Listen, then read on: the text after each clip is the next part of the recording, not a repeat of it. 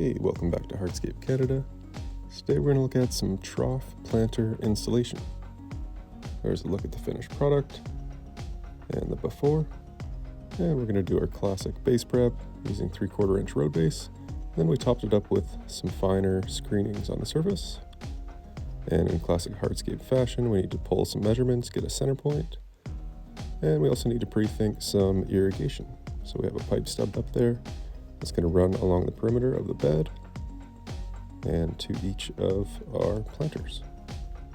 These ones come with a drain plug, so we're actually going to make sure that that's out before we add our drain rock and filter cloth and soil medium.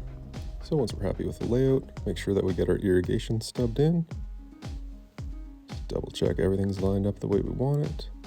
And here's a quick look at the high porosity pre-mixed soil that we're going to use. And we're going to get about 4 inches to 6 inches of drain rock inside and some felt cloth as a separator between the drain rock and the soil. Just need to be careful with the irrigation pipe, making sure that it gets kind of tucked into one of the corners as we go and that it's not getting filled with any kind of soil or anything. So just opening up a couple bags, actually mixing it in with some nice garden mix soil as well. There's lots of good stuff in there.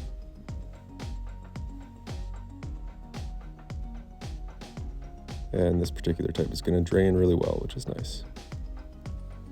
And we get all the soil up to the height, about 4 inches below the top. And the irrigation gets stubbed in and set up, ready for plantings in some rows.